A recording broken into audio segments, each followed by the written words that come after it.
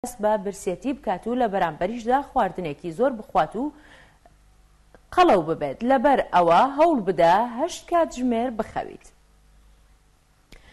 واز لە خواردنەوە گازیەکان بهێنە. خواردنەوە گازیەکان بڕێکی زۆر شەکریان تێدایە، ئەمەش زیان بە تەندروستی مرۆڤ دەگەێنێت. ئەو کەسانەی ڕۆژانە جارێک یاخود زیاتر لە جارێک خواردنەوە گازیەکان دەخۆنەوە مەترسی توشبوونیان بە نەخۆشی شەکرە و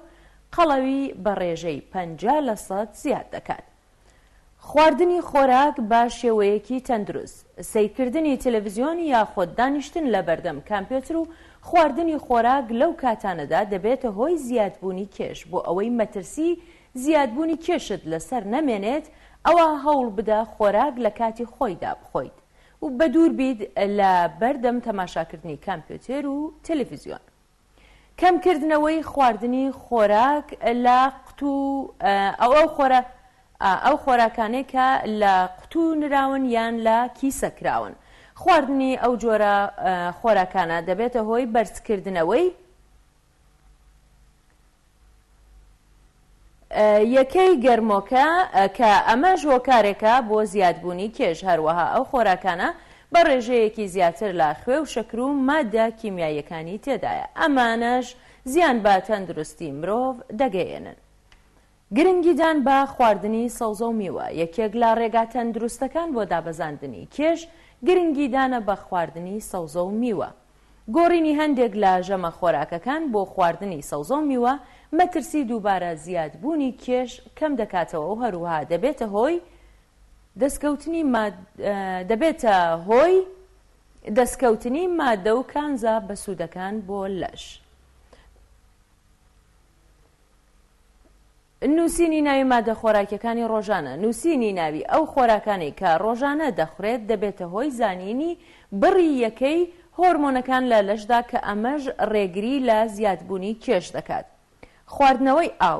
خواردنەوەی ئاو پێش ژەمە خۆراکە سەرەکیەکان یارمەتی دەرێکی باشە بۆ ئەوەی کا کێش بەجێگیری بمێنێتەوە و زیاد نەکات.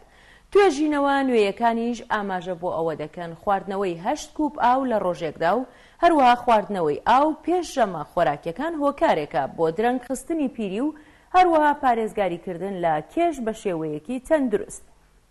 ئەمە یەکێک لەو بابەتانە بوو کە باسی لە دابەزاندنی کێش دەکرد لە مرۆڤدا کە ئێمە چۆن بتوانین کێشی خۆمان بە شێوەیەک دابەزێنین کە زیان بە تەندروستیشمان نەگەیەنێت. هەر لە ماڵپەڕی خەندان دەمێنینەوە بەڵام بۆ بابەتێکی دیکە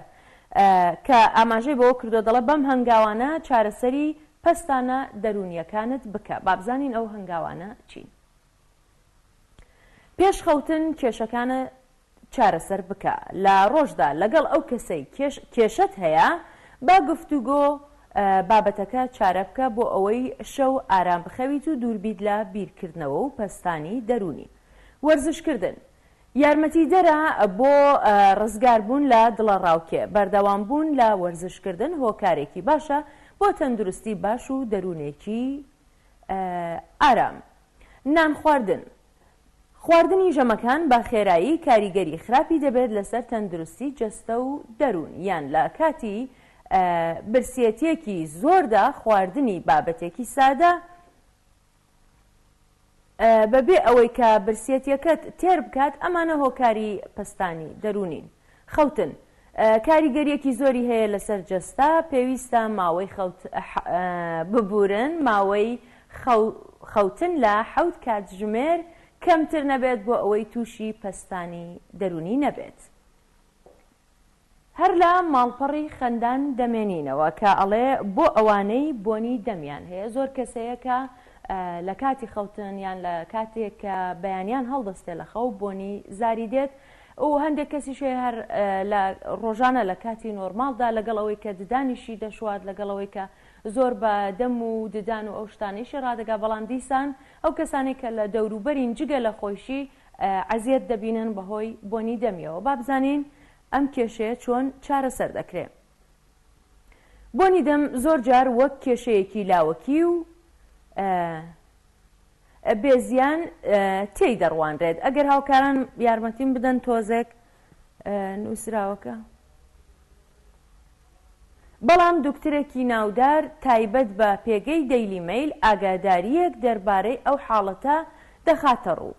سامیر پاتێل پزیشکێکی پسپۆڕی ددان ئاگاداریەکی گرنگی دەربارەی هەبوونی بۆنی دەم خستە ڕوو. بۆنی دەم زۆربەی کاتەکان ئەنجامی لە ئەنجامی گرنگی نەدانە بە پاکوخاوێنی دەم و ددان، بەڵام لە هەندێک حاڵەتدا لەوانەیە نیشانەی نەخۆشیەکی مەترسیداری جگەر بێت. ئەو کەسانەی بە بەردەوامی بۆنی دەمیان هەیە و بە ئاسانی بۆنەکەیان بۆ چارەسەر ناکرێت پێویستە سەردانی پزیشکێکی پسپۆڕ بکەن و بۆ ڕووماڵکردنی و هۆکاری ڕاستەقینەی ئەم بۆنە. هەندێک لە نەخۆشیەکانی جگەر دەبێتە هۆی بۆنی دەم.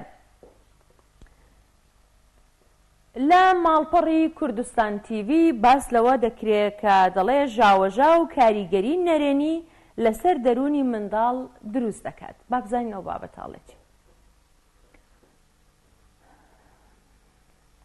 ژاوەژا و کاریگەری نەرێنی لەسەر دەرونی منداڵ دروست دەکات. لەو بارەیەوە دەستگای تەندروستی منداڵان کە بارەگاکەی لە شاری میۆنیخی ئەڵماندایە ڕایگەیاندووە کە ئەو مناڵانەی بەردەوام لە کەشێکی نائارام و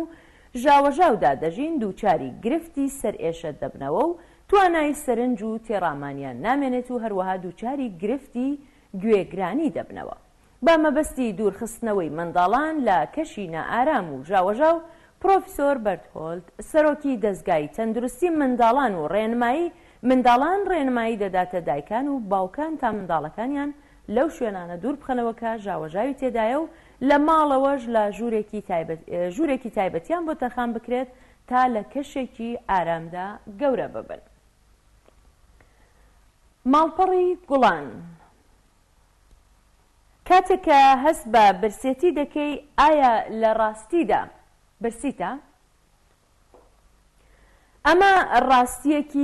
ڕاستیەکە لەو کاتەی ئاستی شەکری خوێن نەزم دەبێت ئەوە مرۆڤ زوو دووچاری هەڵچوون یان تووڕەبوون دەبێت. هەروە ئەمەش ڕاستیەکی چەسپاوەکە هەر کەسێک لە کاتی برسیبووندا بە شێوەیەکی جیاواز ڕەفتار دەکات، ئەگەرچی لە کاتی برسیبووندا هەموو ئەوەی کە بیری لێ دەکەیتەوە خۆراکە. سەنتەری هەستکردن بە برسیبوون و تێربوون لە قوڵایی مێشکدایە کە بە ئاستی شەکری خوێن ئاگادار دەبێتەوە. بۆ نمونە ئاستی نزمی شەکری خوێن هەستی برسیبوون پەیدا دەکات و ئاستی بەرزی شەکری خوێن هەستی تێربوون پەیدا دەکات لە هەر کەسێکدا کە ئەگەر باری دەرونی جێگیر بێت یان جێگیر نەبێت. لە کاتی دابەزینی ئاستی شەکری خوێندا هەستی برسیبوون بە خێرایی سەر هەڵدەدات. ئەمەش ڕاستیەکی زانستی ڕوونەکە هەستی برسیبوون لەگەڵ شڵەژانی باری دەرونیدا گۆڕانی بەسەردادێت، بە تایبەتی لە حاڵەتێکی پەستی و خەمۆکیدا. بابوونی هەستی برسیبوون لە کاتی هەڵچوون و تووڕەبووندا چەند گۆڕانێکی هۆرمۆنی لە لەشدا ڕوودەدەن کە کاریگەری نێگەتیڤ دەکەنە سەر کۆی کاردانەوەکان لە لەشدا کە هەستی برسیبوونیش دەگرێتەوە. بۆیە گەلێک کەس لەو کاتێکە لە لووتکەی برسیبووندان و بە گوڕ لەسەر مێزی خواردن دادەنیشن بۆ خواردن کەچی لە پڕێکەوە بە هێزرێک یان قسەیەک ئارەزووی خواردنیان نامێنێت و لە سفرە دوور دەکەونەوە. ئێستاش دەچینە ماڵپەڕی NRT کە باس لەوە دەکات کە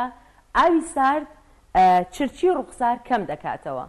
زۆر جار بە تایبەتی لە خانماندا ئەوە هەیە کە پێیان خۆشەکە چرچی دەموچاویان بە جۆرێک لە جۆرەکان چارەسەر بکرێ. زۆر جار کرێم یا هەندێک مادەی وا بەکاردێنن بۆ ئەوەی بە تایبەت چرچی دەوری دەموچاوی ینی چاویان ئەو چرچانە نەهێڵن یاخود کەمتری بکەنەوە. زۆر کەسەیەکە لەیزر بەکاردەهێنێت، بەڵام ئەمە چارەسەرێکی سروشتیەکە ئەگەر بکرێت بە ئاوی سارد چرچی دەموچاو کەم بکرێتەوە. با بزانین ماڵپەڕی NRT چۆن باس لەمە دەکات. بەپێی توێژینەوەکانی فەڕەنسا ئاوی سارد سیستمی بەرگری لەش بەهێز دەکات و دەبێتە هۆی سووتاندنی چەوری و شەکری لەش و ماسوولکەکان بەهێز دەکات و ڕێگە لە قەڵەوی و پیری دەگرێت. ئەوانە ئاماژە بەوە دەکەن ئەوانەی خۆیان بە ئاوی سارد دەشۆن پێویستە سەرەتا خۆیان بە ئاوی گەرم بشۆن، دواتر ئاویشی لەتێن و پاشان بۆ ماوەی 3 تا 5 خولەک بە ئاوی سارد خۆتان بشۆن. ئەم توێژینەوانە لەم توێژینەوانەدا هاتووە کە کاریگەری فشاری دەرونی و هەستکردن بە نائومێدی یارمەتی دەردانی هۆرمۆنی ئەدرێنالین دەکات کە دەبێتە هۆی دەرکەوتنی ئاسەوارەکانی پیری پێشوەختە و چرکی ڕوخسار و ئاستی شەکری خوێن بەرز دەکاتەوە کە زیان بە خانەکانی ڕوخسار دەگەیەنێت. پسپۆڕانی تەندروستی پێشنیاریەوە دەکەن کە بۆ ڕێگەگرتن لە چرکی و پیری ڕوخسار زەیتی زەیتون بکەن بە جێگرەوەی زەیتەکانی ترکە پرۆسەی هەرسکردن ئاسان دەکات و دژە ئۆکسانە بەهۆی ڤیتامینی EUA. بەڵێ هەروەها خواردنی ماسی سەلەمۆن و ساردین هەفتەی 3 جار گرنگە چونکە چالاکی مێشک بەهێز دەکات و پێستی ڕوخساریش تون دەکات. بەڵێ عزیزان، ئەوانەی کە پێشکەشمان کردن کۆمەڵەیەک بابەتی تەندروستی و زانستی بوون کە لە ماڵپەڕە کوردیەکان هاوکارانم بۆیان هەڵبژاردبوون. ئێستاش دەچینە لای دکتۆرێکی پسپۆر کە باز لە نەخۆشیەکانی ڕەبوو دەکاوە پێکەوە گوێ بۆ ڕێنماییەکانی دەگرێت.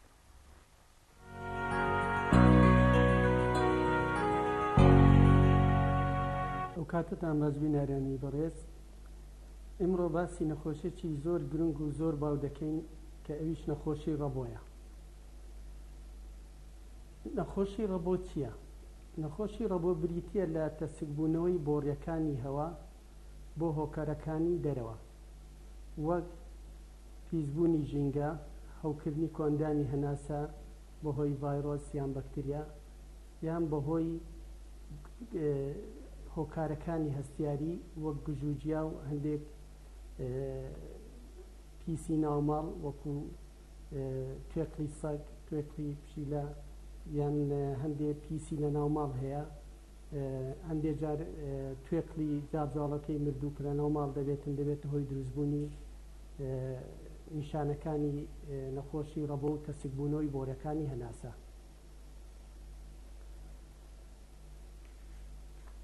بڵاوبوونەوەی نەخۆشی ڕەبۆ تا ئێستا مەزەندە دەکرێت کە 300 ملیۆن کەس لە جیهاندا تووشی نەخۆشی ڕەبۆ بوون. لە منداڵدا لە 15 خەڵک تووشی نەخۆشی ڕەبۆ دەبن، لە گەورەدا لە 10 تا 12 خەڵک تووشی نەخۆشی ڕەبۆ دەبێت. لە منداڵدا ڕێژەی نێر بۆ نێر زیاتر تووشی نەخۆشیەکە دەبن و لە گەورەدا ڕێژەکە یەکسانە. نیشانەکانی نەخۆشی ڕەبۆ. نیشانەکانی نەخۆشی ڕەبۆ پاش تەسکبوونەوەی بۆڕەکانی هەوا بۆ هۆکارانەی باسمان کرد بریتیە لە کۆکە، تەنگە نەفەسی یان سینگتوندی. ئەم نیشانانەش یان بە شێوەی نەوبە کاتی دێتن یان بە شێوەیەکی بەردەوام لە ژیانی ڕۆژانەیدا لەگەڵیدا دەبی. ئەمەش دەبێتە هۆی دابڕان لە کار و ئیشی خۆی، دابڕان لە دەوامی خۆی و هەندێک جار دەبێتە هۆی نەخەوتنی بە تایبەتی لە شەودا.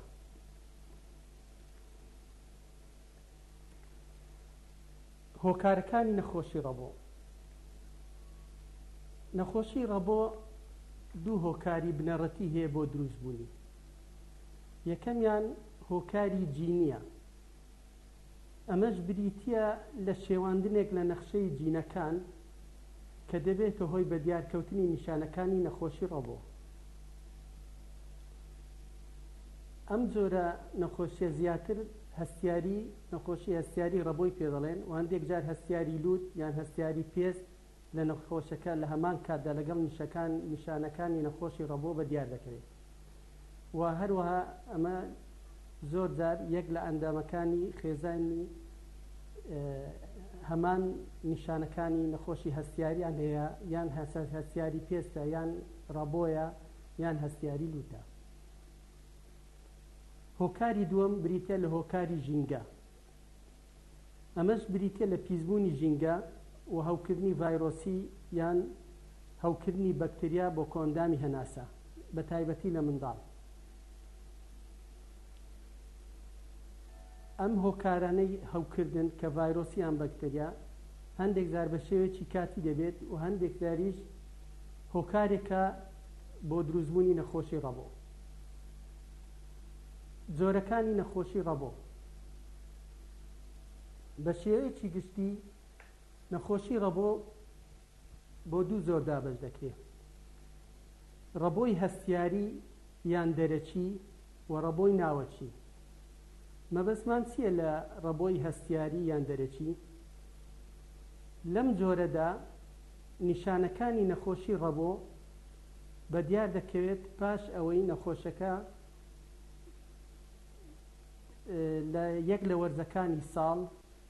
کە بەهۆی هەڵاڵەی گوژ و جیا و دار و ئەو دەوروبەرەی کە تێیدایە لە وەرزی بەهار یان لە هاوین، پاش هەڵمەژینی هەڵاڵەی گوژ و جیا و دار دەبێتە نیشانەکانی دیاربوونی نیشانەکانی نەخۆشی ڕەبۆ، هەروەکەوەی لە پێشەوە باسمان کرد. و لەم جۆرەدا هەستیاری لوتشی لەگەڵدا دەبێت کە ئەویش بریتێ لە پژمین و ئاو لێهاتن لە لوت و هەندێک زار لوت جیران. لەم شێوێ ئەم جۆرەش دابەش دەکرێت بۆ دوو زۆر: یان ئەوە تەیە بە شێوەیەکی وەرزی بەدیار دەکەوێت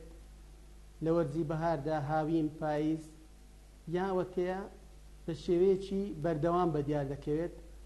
کە هۆکارەکە زیاتر بۆ هۆکارەکانی ناوماڵ دەگەڕێتەوە. ئێمە پێڵێن ئیندۆر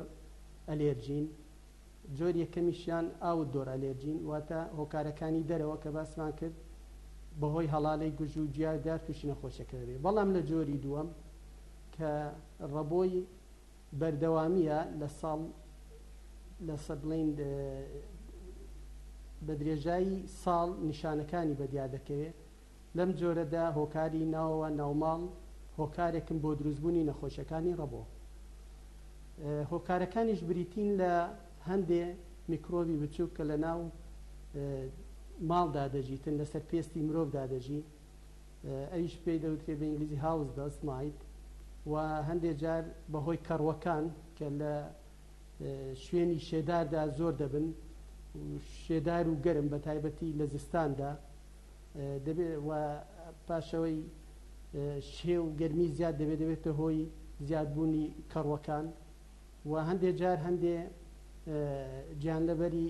کە ئێستا لە ناوماڵ دەباوە تۆ لە کوردستان زیادی کردووە، وەکو پەروەردەکردنی سەگ و پشیلە لەلایەن منداڵەوە، توێکلەکانی دەبێتە هۆی دروستبوونی هەستیاری لوت یان هەستیاری ڕەبۆ و نیشانەکانی کە بریتی بوون لە کۆکە، تەنگە نەفەسی،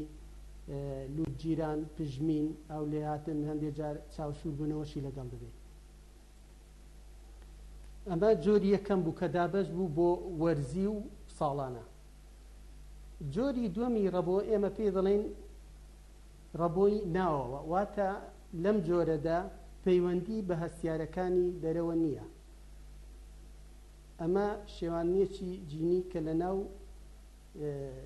نەخشەی جینی نەخۆشەکە ڕوودەدا دەبێتە هەوکردنیەکی بەردەوام لە بۆڕیەکانی هەناسە کە هۆکارێکی تایبەت تا ئێستا نەدۆزراتەوە بۆ ئەم کەسە تووشی نەخۆشی ڕەبۆ دەبێتن. ئەم هەوکردنەش بە زۆری بە هەوکردنێکی ڤایرۆسی یان بەکتریا دەست پێ دەکات و نەخۆشەکە بە بەردەوام تووشی نیشانەکانی نەخۆشی ڕەبۆ دەبێتن.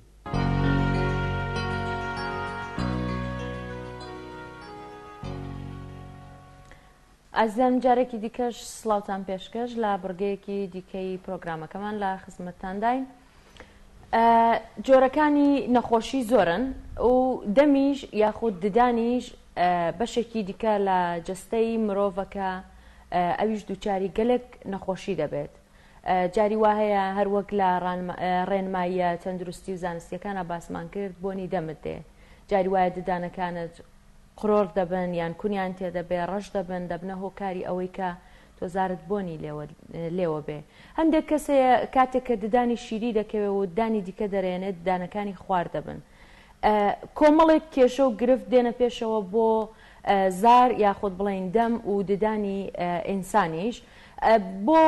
باسکردن لەسەر ئەو جۆرە نەخۆشیە یا چارەسەرکردنەکانی یاخود جۆرەکانی بۆ ئەوەی کە ئێمە چۆن بتوانین ددانمان ڕاست بکەینەوە و ددانێکی جوانمان هەبێت کاتێک کە بە تایبەتی مرۆڤ کاتێ پێ ئەکەنێ زۆرتر ددانەکانی دەرەکەوێت لە کاتی قسەکردنە. ئەگەر زۆر کەسەیە ئەگەر ددانی ناشیرین بێ بە جۆرێک کاریگەری لەسەر دەرونیشی دەکات ئەگەر لە ڕوخساریدا نەک تەنیا ددان ئەگەر شتێکە بێت کە خۆی پێی عاجز بێ بەڵام ئێستا تەکنۆلۆژیا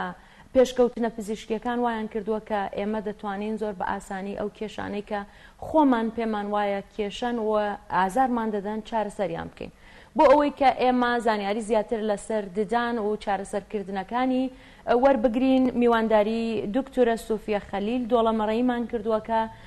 دکتۆرایە لە ڕاستکردنەوەی دەم و ددان. دکتۆرە سۆفیا زۆر بەخێر بێ. بەخێر بێ یاخۆ. ددان ڕاستکردنەوە چییە؟ بسم الله الرحمن الرحیم. ددان ڕاستکردنەوە ناوی علمی ئۆرتۆدۆنسیە، علمی ئۆرتۆدۆنتیکس، ئۆرتۆ یعنی سافکردن، ڕێزکردن، مڕەتەبکردنی ددانەکان دێن سەر ددانە. علمێکە کە لە مێژەوە هاتووتن بۆ جامعەی بەشەریەت و خزمەت دەکا بە بەشەریەت لە کوردستانش گەشەیەکی زۆری کردووە. ڕاستکردنەوە بۆ ئەو نەخۆشیانە ئەنجام دەدەین کە تووشی هۆکار ناهەنجاری دیسۆردەرەکانی شەویلاکەکان و ددانەکان دەبن. دوو ناوعمان هەیە، ئەوش هۆکاری هەنا هەندێک ئێرس و بابەتی هەمیشەییە، خواردن و هەندێک عادات وەکو مژینی هەنگوست و تشتی وا کە باعث دەبێت کە هەندێک ئەشکال و مەشاکیل لە شەویلاکەکان و ددانەکاندا دەست پێ بکات. ڕاستکردنەوە ئەگەر بە نەزەری من ینی ئەو لەوەی ڕادەست پێ بکەم کە دایک و باوک دەبێت لە 7 ساڵی مناڵەکانیان ببن بۆ پسپۆڕێکی ڕاستکردنەوە چ مەشاکلی هەبێت چ نەیبێ بۆ ئەوەی کە چەندانە ددانی دائیمی و هەمیشەیی لە ددان و لە دم و دەردەکەی و ئەوان کە ددانی شیریشی لە دەمدا هەیە. ئەگەر مشکیلەیەک هەبێ لە ناو دمی منداڵەکەدا لە ناو ددانەکانیدا لە ناو شەویلاکەکانیدا پسپۆڕی ڕاستکردنەوە زۆر عیلەت دەتوانێت عیلاجی بکە و چارەسەری بکە بۆ ئەوەی کە وەختی گەورە دەبێ مەشاکلی زۆر بۆ منداڵەکە دروست نەبێ و هەر بۆ بنەماڵەکەەوە بۆ دکتۆریش هاتوچە و مەسارەفش کەم دەبێت. ینی باشتر وایە پێت وایە لە تەمەنی چەنەوە لە تەمەنی 7 ساڵگی ئەڤەلین ویزیت و ئەڤەلین دیتنی دکتۆری پسپۆڕی ڕاستکردنەوە زەروریە بۆ منداڵ. ئەو کاتە ئەگەر مەسە مناڵە دووچاری و کێشەیە بوو بە چارەسەرکردنەکەی بێگومان ئاسانتر دەڵێ ئاسانترە. ئەگەر مەشاکلی خواری و لاری و ئەوی ددان هەبێ کە لە هەر زمانێک بێمە دەتوانین بکەین و لە تەمەنی ئەوەی کە ددانی شیری لەدەوە ئەو ئیشە ناکەین مەگەر هەندێک کەیس و هەندێک ئستثناءات هەنە کە ددانی شیری بە زنجیر و ڕاستکردنەوە بۆی بکەین. ئەمما ئەگەر کێشەی شەویلاکەکان هەبێ کێشەی لەغاجەکان هەبێ ئەمە دەبێ حتمما پێی دەڵێن گرۆس مۆدیفیکیشن لە زمانی میکسدینگتیشن وەختی کە ددانی شیری و دائیمی پێکەوە لە ناو دەوی نەخۆشدایە و هێشتا گەشەکردن بلوغ و مەچوڕیشنی منداڵەکە تەواو نەبووە ئەتوانین فریای بکەوین و ئەو گەشەکردنای مطابق و ڕێگایەکی صحیح و درستی پێ بدەین چونکە ئەگەر مشکلەی هەبێ لە ڕێگایەکی نادروست لە غاجەی سەرێ یان خوارێ زیاتر لە حەدی خۆی گەشە بکە یەک کەمتر بێ یەک زیاتر بێ یان هەردووک مشکلیان هەبێ ئەتوانین چارەسەری بۆ بکەین بە ئۆرتۆدۆنسی متحرک بە ڕاستکردنەوەی متحرک کە دەمەوێت ئاماژەی پێ بکەم چەند جۆرە ڕاستکردنەوەمان هەنا. دکتۆرە پێشەوەی بچینە سەر ئەو بابەتەوە ئەو چاولە و نمونانە بکەین کە لەگەڵ خۆتێناوە ددان چەند جۆری هەیە ینی چەند جۆر لەباری وەکو بڵین کەیفیەتەوە هەندێک ددان هەن زوو خراپ دەبن ئایا ئەمە بەستگی هەیە بەوەی کە جنسی ددانەکە چۆنە یا بەستگی بە پێڕاگەیشتنی ئەو کەسە هەیە بە ددانەکە هەردووکی هەیە هەندێک کەنە دەڵێن ئەمە ڕۆژانە چەند جار دەیشۆن و مڕەتەب دەیشۆن زۆر خاوین ڕای دەگرین ئەمما ددانەکانمان کلۆر دەبن و یەکسەرە دەڕژێن بەڵێ وایە جنسی ددان کەلسیفیکیشن و کانبوونی ددانەکان هەیە کە تووشی مشکلە دەبێ و ددان کلۆر دەبێ و ئەگەرش پێڕانەگەن کە مشکلەمان گەلێک زیاتر دەبێتن و هەردوو باعث دەبن کە ددانەکانمان تووشی مشکلە بێت. زۆرتر لە چ تەمەنێکە ددان مرۆڤ ددانی تووشی کێشە دەبێت؟ ددانەکانی شیری کە زۆر تووشی مشکلە دەبن و بەداخەوە دایک و باوکانش لێرە زۆر گوێڕاناگرن و کاتێک نەخۆش دێنن منداڵ دێنن بۆ لای ئێمە کە حتمما یا دەبێ ددانی بۆ عیلاجی دەمار و پاڵپۆتۆمی شتیوای بۆ بکەین یا زۆر داوامان لێ دەکەن دەری بکەین ددانی شیری چونکە منداڵ پێڕاناگەوە دایک و باوک ئاگاداری فڵچە و خاوێنینی نەتوش دەبن و لە هەر تەمەنێک دەبێتن و نەخۆشی قەرنە پوسیدەگی کلۆری زۆر نەخۆشیێکی شایعە زۆر باوە و ئەغلب خەڵک لەگەڵیدانا و زۆرش بەڵێ دکتۆرە تا تەمەنی 30 ساڵی زۆرە لە 30 بەرەو سەرێ نەخۆشی پووک غالب دەبێ بەر نەخۆشی کلۆربوون. لە چ تەمەنێکە ئەو زنجیرکردنە بەکارهێنن بۆ؟ پێش شام دەیانکوت فقط ئەوانی کە لە تەمەنی ژێر 15 و 16 دانە ڕاستکردنەوەیان بۆ دەکرێت، ئەمما لە لەحاظی علمیەوە ئەسلەن ڕەت کراوەتەوە ئەو شتەنیە تەکنۆلۆژی وە پێشکەوتووە و لە تەمەنی ئەمە دەڵێن لە تەمەنی 7 تا 7 ساڵی دەتوانین ڕاستکردنەوە بۆ نەخۆشەکانمان بکەین بە شەرتێک ئەگەر مشکیلەی لە تەمەنی سەرەوە مشکلە ددان بێ ڕاستکردنەوەی ددانەکان بێ. بەڵێ ئەو جۆری مەسەڵەن چەند جۆر ڕاستکردنەوە هەیە گەر باسی؟ بەڵێ دوو جۆرە ڕاستکردنەوەمان هەیە، یەک ڕاستکردنەوەی متحرکە، یەک سابتە. سابت ئەو زنجیرانەیە کە بابێ عامیانە پێی دەڵێن بریس براکێتەکان لەسەر ددانەکاندا دەنێن سابتە، و یەکی دیش متحرکە وەختی کە منداڵ ئەقل ینی زۆر 2 ساڵ لە تەمەنی گەشەکردن و مەچوڕێشنی مابێ حتمما دەبێ بۆی استفادە بکەین و دەرغەیرین سوورەت قابلێ استفادێکی زۆری بۆ منداڵ نییە. حرکاتی جزئی ددانی پێ دەکەین و شەویلاکەکانمان پێ ئیسلاح دەکەین، چا دەکەین و دێنین بە مەسیرێکی دروست. دەڵێ جۆرێکیان سابتە، مەبەست لە سابت ئەوەیە ماوەکەی چەند دەمێنێتەوە لە ناو ددانی؟ بەڵێ حەسەب کەیسە، حەسەب جوابگووی نەخۆشە بەو دەرمانە، وەلی دەڵێن لە 8 هەتا 8 دەمان و هەندێکیش هەتا 2 ساڵش دەچن. ینی 2 ساڵ ئەم زنجیرکردنە ئەمێنێتەوە. نابێتە هۆی ئەوەی کە ئەو کەسە هەست بە بێزاری لەگەڵی دابێت درێژتر دەبێت، دەبێت بۆ 2 ساڵ. تێنەگەیشتم هەندێک کەیس هەنا دەبێت بیکێشین ئەوەی کە زۆر قەڵەباڵغە زۆر لە ناوێکدانا زۆر شلوغن، کراودینگی پێ دەڵێن، ددان احتیاجی بە کێشان هەیە و هەندێک کەیسی خاصی ترش ئەوە تۆزێک زمانی درێژتر دەبێت. ئەمە زیانی هەیە ینی بەکارهێنانی ئەم زنجیرە ئەگەر کەسێک بۆ نمونە ئەگەر بەکاری بێنی چەند زیانی هەیە؟ ئەگەر کەسێک ددانی خوار بوو بێت ماوەیەکی زۆر ڕاستی نەکاتەوە تەسیردادنە لەسەر ددانەکانی تری؟ ئەگەر ددانەکان ڕاست نەبن خوار بن هەم سلفستیمی نەخۆشەکەمان یعنی احتماد بنفسی لە نێو جامعە و مجتەمەعمان تووشی مشکیلە دەبێت، تووشی حاڵەتێکی دەرونی دەبێت، چونکە زەردەخەنەیەکی جوان زۆر ئاوات و داخوازیگە لە هەموو خەڵکێکە دەیانەوێتن کە زەردەخەنەیەکی جوانیان هەبێ و لە سەداسی جوانی دم و چاو وەچی ئینسان کە زەردەخەنەیەکی جوانە هەموو بە شوێن ئەو زەردەخەنەیەدا دەگەڕێن و ئێستاش کە ڕاستکردنەوە زۆر بابە. ئەگەر ڕاست بکەینەوە ئەو یەک سلفستیمە حاڵەتی دەرونی نەخۆش زۆر گونجاوە بێ. ئەگەر ددانەکان خوار و خێج بن خواردن لە بینیان گیر دەکات، ناتوانین خاوێنی بکەینەوە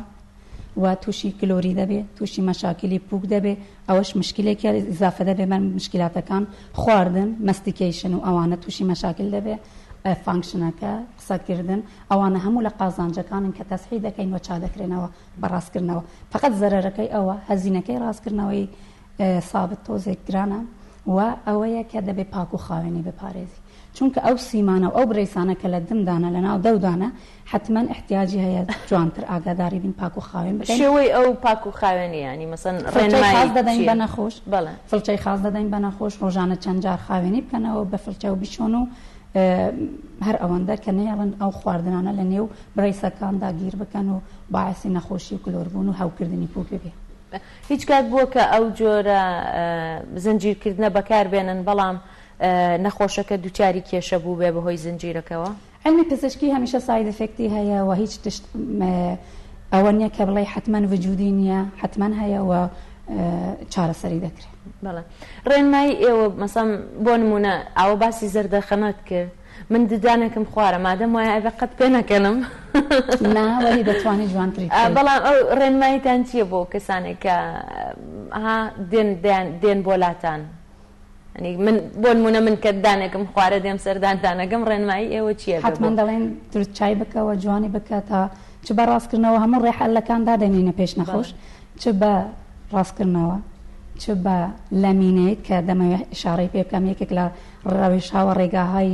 جوانکاری دم و ددان لەمینەیت سەدەفی پێ دەڵێن، پوششێکی سرامیکیە، غلافێکی سرامیکیە کە وەکو نینوک سەناعی دەمێنێ لەسەر ددانی نەخۆشدا دەنێن، خواریەکانی زۆر کێن، شلوغیەکان و خوار و خەرجەکانی خەفیف دەتوانین بەوەی چارەسەر بکەین. دکتۆرە ئەو زنجیرکردنە کاتێککە بەکارت هێنا ینی زۆر تەبیعیە تۆ هەرچی بخۆی زۆر تەبیعیە مەسەڵەن هەرچی بخۆی دەبێت ئەمە نابێ مەسەلەن بچی بەفر بخۆی، دەبێت ئاگادار بی تۆزێک ئاگادار بی ئەو بڕیسانە نەکەون. ئەو شتانەی کە زیان بە و زنجیرکردن ئاگەن یا ئەو خواردنانە چین مەسەڵەن؟ هیچ خواردنێکی خاص نیە، فقط شتی زۆر ڕق و سفت نەخۆن مشکلەی بۆ چا نابێت. دەتوانین تۆزێک باسی ئەم نمونە بەحسی ئۆرتۆدۆنسی متحرکمان کرد، ڕاستکردنەوەی متحرک بە پلاک و زنجیر، ئەوە بۆ ئەوانەیە کە شەویلاکەکانیان فانکشناڵن، ئەوانە تووشی مشکلە دەبن، ئەوانە ڕیتەینەرن کە دوای دەرمانی ڕاستکردنەوە نەخۆش حتمما دەبێت فازێکی دەرمانی بە ناوی ریتێنشن ڕاگررتنی دەرمان بۆی ئەنجام بدەین و لە بیدایەتەوە دەبێت نەخۆشەکانمان ئاگادار بکەینەوە کە ئێوە ئەگەر دەرمانتان تەواو بوون ئەو باز دەکەم لە ئیدامەدا بەس ئەو پلاکانە ببینن، ئەوانە هەموو بۆ چارەسەری مەشاکلی شەویلاکەکانی نەخۆشن. بتوانین نۆرمال ئۆکلوژنێک بۆ نەخۆشەکانمان هەدیە بکەین. ئۆکلوژنی نۆرمال بۆ ئەوەی کە ددانەکانمان هەم لە لەحاظە جوانیەوە هەم لە لەحاظە ئیش و فانکشن و مەستیکیشن و مەزغ و هەرچی پێی بڵێن جوان بێ دەبێ ئاوا بێ. ئەوە ئۆکلوژنێکی نۆرمالە، ددانەکانمان دەبێ ئاوا سەر و بن بەلێ بەرهەمایشیان هەبێ بتوانن یەکتی بپۆشین و لەسەرێک بن. دکتۆران دەکەس دەڵێ ینی ئەمە قسەی کوردەواریە، ینی قسەی پزیشکی نیە، نازانم تا چەندە لە علمی پزیشکیدا دەگونجێ، دەڵێن ئەگەر ددان فاسڵەی زۆر بێ ئەوە وا دیارەکە تۆ دەم و دانێکی زۆر باشتەیە. شاید لەبەرەوەیە کە دیسانە مشکلەی ئەوەی نییە کە خواردن لە بینی گیر بکەتن، دەتوانێت باش خاوێنی بکاتەوە، دەنا هیچ تۆجیهێکی علمی دیکەی نیە، بەرعکسەوە جوان نیە حتمما دەبێت چای بکەن. هەرچەند لە کشوەرەکانی ئەفریقایی فاکتۆرێک لە جوان نیە، ئەما لێرەنا لە جامعەی ئاسیانە. بەڵێ دکتۆرە ینی چەند جۆر جوانکاری ددان هەیە؟ ینی بە چەند جۆرە توانین جۆر؟ بەڵێ ئسلایدم هێنابوون ئەگەر داینێن. بەڵێ ئەگەر پێتە لە دەرەوە دادناوە؟ بەڵێ بەڵێ یەک ڕاستکردنەوەیە کە ئەگەر نەخۆشیمە ئامادە بێ و تەحملی ئەوەی بکەتن کە ڕاستکردنەوەی بۆ بکەین. بەڵێ بۆی ئەنجام دەدەین و ڕاستکردنەوەش علمێکی زۆر پێشکەوتویە، زۆرش موثر و مفیدە. ئەمما ئەگەر نەخۆشێک دەڵێ من تااقەتی ئەمەم نییە کە بتوانم ساڵێک و نیو ئەوانە لە زندیان پۆزیشنێکی ئیجتماعی لەناو کۆمەلگایەیە کە ناتوانێتن ئەوە بکەتن، حتمما دەچین بۆ ڕێگایەکانی دیکە، چارەسەریەکانی دیکە دەدۆزینەوە بە شەرتێک مشکلەکەی خەفیف بێ، زۆر شەدید نەبێ. ئەوجا دەچین بۆ سوراغین لەمینێ یان کامپۆزیت ڤێنیر، دوو دانەمان هەنە بە ناوی بۆ کێشە خواری یان بۆشایی ددانەکان، ئەو قەزیە دەڵێن لە باتی ڕاستکردنەوە. کامپۆزیتمان هەیە، کامپۆزیت ڤێنیر کە لە ناو عیادەی دکتۆرەکە چا دەکرێتن و هەمان کات هەرچەند زمانێکی زۆر دەخاینێ لە ناو عیادە، ئەمما ئەنجام دەدەین و تەواو دەبێ. ئەمما لامینێ دوو مەرحەلە هەیە، یەک لە لابراتوار مختبەر، یەک لە کلینیکی ددان و لە لای دکتۆرەکەی کە شتێکی زۆر گونجاو، زۆر جوان و شەفاف و ڕەنگێکی زۆر باش دەدا و سوباتی ڕەنگێکی زۆر باشیشی هەیە، وەلی کامپۆزیت ڤێنیر تۆزێک سوباتی ڕەنگی کێمترە، شەفافیەتی کێمترە و دەبێت تۆزێک پاشی چامان. دکتۆرە ئەگەر بکرێت ئەو ئیستلاحانەی کە بەکاریان دێنی هەموو ئیستلاحی پزیشکی و علمین، شاید زۆر کەس ینی تێنەگەڕێن دەڵێن سەدەف لە مینێ، بارها پێم کتونەوە دەڵێن سەدەفی مینایی وەکو نێنووکی سەناعی. ئێستا علمش ئەوەندەوە پێشکەوتووە وەکو جاران نایەن ددان زۆر بتراشن، دەرحەد مینا دەتراشن و زۆر خەفیف، یا هەندێکیان ئەسەن پرێبلێسن، نیازی و احتیاجی بە تراشی ددان نییە و دەنێرن بۆ مختبەر، دوای 2 هەفتە دێتەوە و چەسپی دائیمی لێ دەدەن بۆ نەخۆش. ئەمما ئەوە کۆنترئیندیکیشنێکی هەیە، دەبێ ئاگادار بین نەخۆش ئەگەر شەوانە ددانەکانی لێک دەدا یان تند قەپات دەکا، ئەو حاڵەتە باعث دەبێت کە لامینێتەکە بشکێلە پەڕ ببێ، بۆ ئەوەی دەچین بۆ سوراخ دەرمانەکان دیکە ئەوە گونجاو نییە بۆی. وایە دکتۆرە هەندێک جار دەبینی مەسەن تۆ دوو ددانت دەشکێ لەسەرەوە، یان مەسەن ددانەکەت لە تێکی شکاوە، پاش ماوەی هەستەکەی ددانی تەنیشت ئەویش خەریکە لە بینە چێ زبر بووە، یان هەستەکەی کە شتە خۆی ئەوەرێ ددانەکە وەکەوەی کە پووک بوو بێ.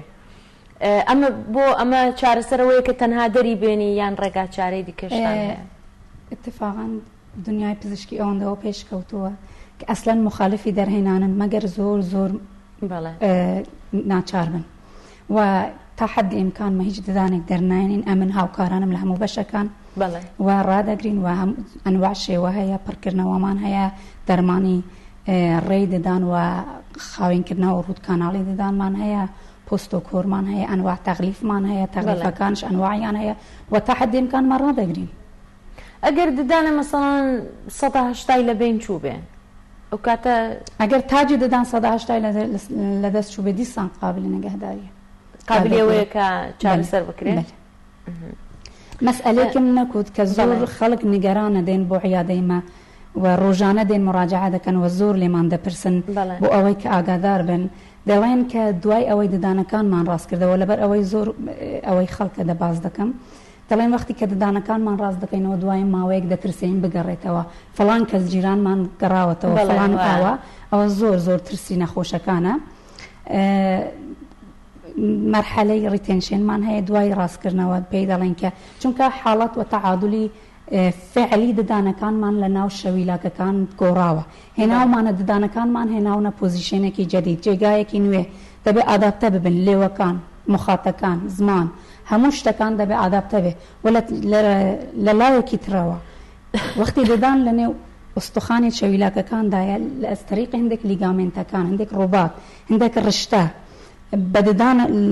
بە هێزکەکەەوە چەقاوە ئەوانەمان پچڕاندونە ئەوانەمان لەر ئەسەر ئەو حرەکاتە ئەو زەختەی کە بە برێس و زنجیرەکان لێداوە لێمان پچڕاندووە ئەوە زەمان دەبە هەندێکیان 6 مان هەندێکیان ساڵێک زەمان دەبە تا ڕیپێر ببنەوە تا بینەوە سەرش لەوش پۆزیشنە جەدیدە جارێکی دی دەست بە باسازی بکەنەوە بۆ ئەوەی دەبێ حتمما لەو یەک ساڵی کە لەو پۆزیشنە دیسان ددان خۆی چا دەکاتەوە قالبێک لە دمی نەخۆشدا هەبێ چەند ناومان هەیە یەک هەیە ئسیکسی پێ دەڵێن شەفافە لە ناو دەوی نەخۆشدارن حیبی ئەوە زوو دەشکێ یەکی در هەیە هاولەی پێ دەڵێن ئەو پلاکانە کە ئەوەش زۆر گونجاون و بۆ ساڵێک 6 مانگ شەو ڕۆژ 6 مانگی دووەم شەوانەوە دوای بە نەخۆش دەڵێن گەمەی پێ بکە ڕۆژە چەند سەعات بخۆیدانە کە مەبادە ئەو ترسە بۆ نەخۆش بگەڕێتەوە و هەندێکمان هەنە کە ددانەکان لە 3 هەتا 3 ددانی 3 هەتا 3 فیکس ریتێنشنی فیکس ریتینەری پێ دەڵێن فیکس ریتینەر قەپاتی دەکەن بە کامپۆزیت و سیمێکی هەیە سیمێکی تویستکە قەپات دەکەن و ئینشاءالله کە لە جێ خۆی دکتۆر لەسەر ئەوە ویستم پرسیاری ئەوە بکەم بۆ نمونە کەسێ فقط 2 ددانی پێشەوەی خوارە پێویستەکە هەموو ددانەکانی حتمما خۆمە ناتوانین دەبێت حتمما لە مجاورەکانشی کۆمەک و هاوکاری وەربگرن حتمما ئەگەر بکرێ باسی لەبەرەوەی کاتمان زۆر کەم ماوە باسی چاندنەوەی ددان بکەین زەرع باشە زەرع بکەین باشە بەس دەرمۆرد بلیچینگش دەم هەویست قسێکی بکەم سپیکردنەوەی ددانەکانە شێکێکە ڕێحەلەکانی جوانکاری ئەلاوێ بەر سەدەف ئەلاوێ بەر ئەوەی کە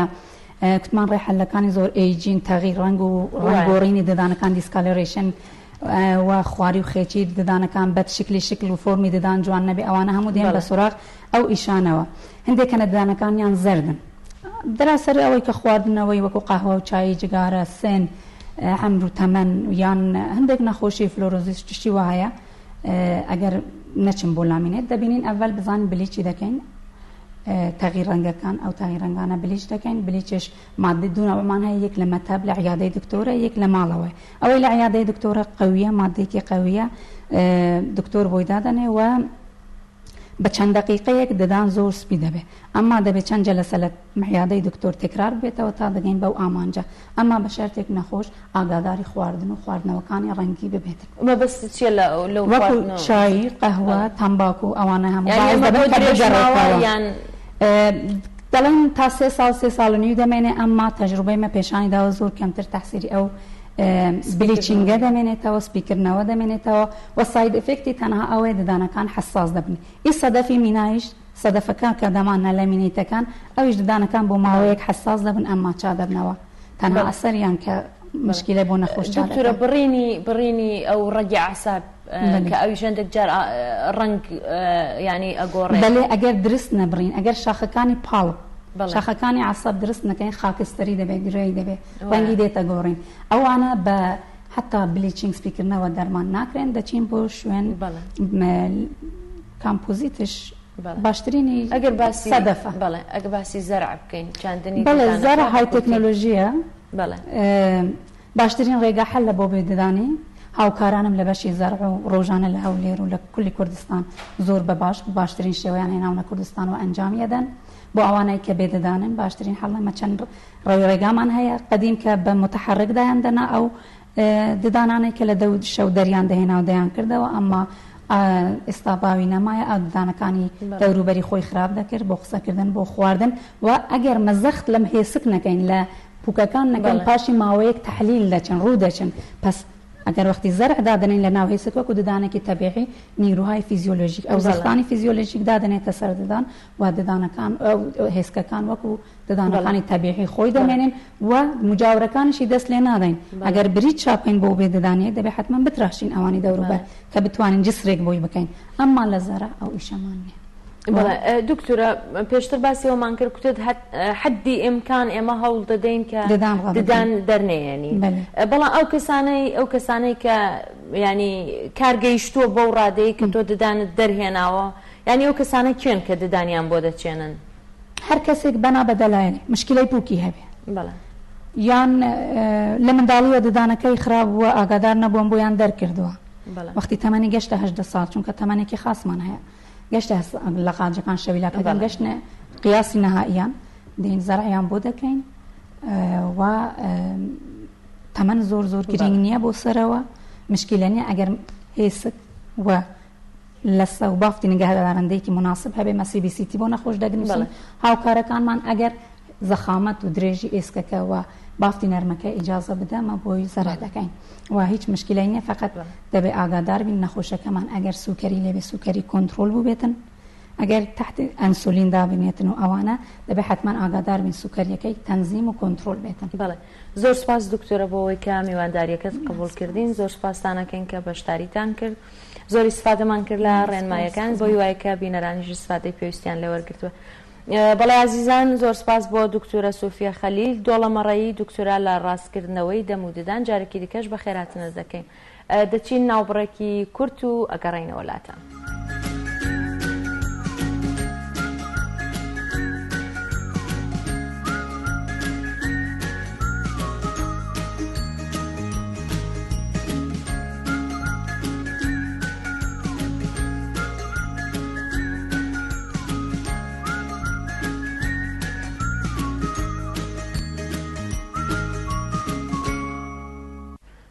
بەڵێ عزیزان بەو هیواین کە ماندوومان نەکردبن و ئێستاش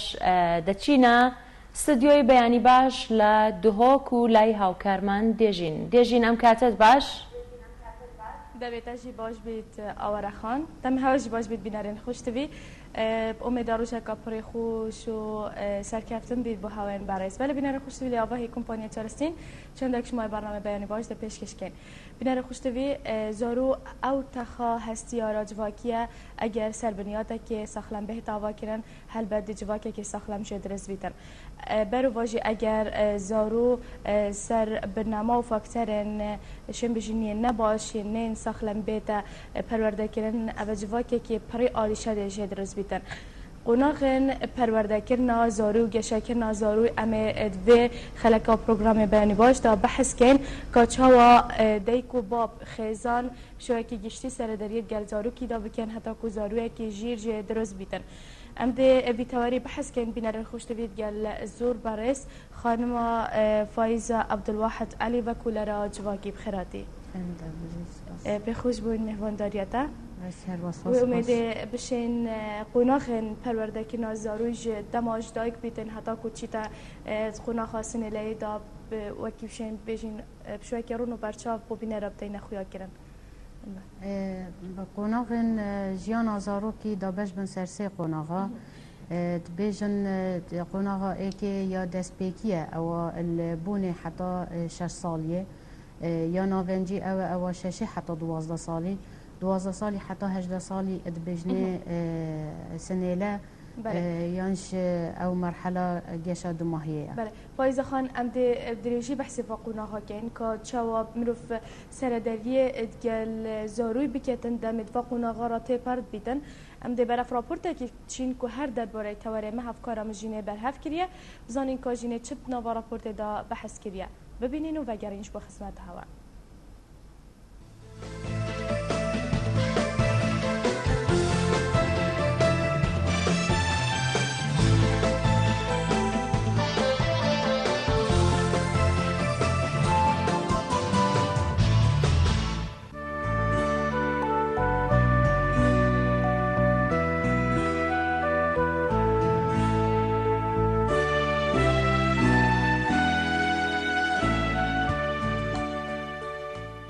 زاروک فیقیه هر مالکینه به زاروکا جیانا مروی خوش نابید و هر کیفه کو خوشیه که به دماله داش دولت سر زاروکایه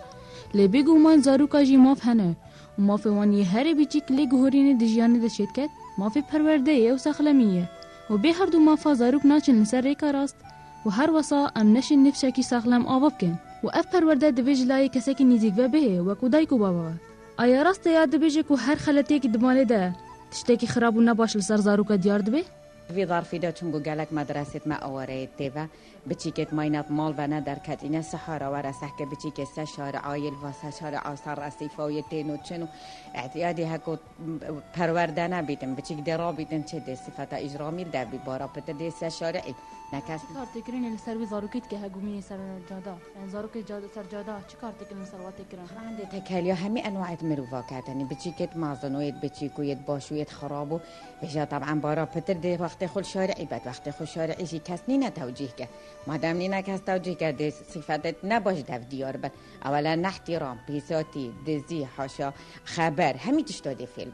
بجا تربیه گلک دوره که مازنت ورید های بچی که 60 ساله دی چه مدرسه دی فعلی خواندنه نویسانه تربیه چونگو اره دی دیری شارعی بی دیری مروت خراب بیتن دینی وقت وقتی خود دوامه بعد نی وادی دی چیتن یه ترسا دی تحضیر واجبات خود کردن دیش دی بابت خود ترسیدن دیش معلم خود ترسیدن دی گلک دوره که مازن پرورده های و ام بینین وگاوی دبو مدیار بو هکو دوام نینه و دو هیوه چند بچی که ام بینین شارعی و ام بینین چند تصرفات توید بدل بوي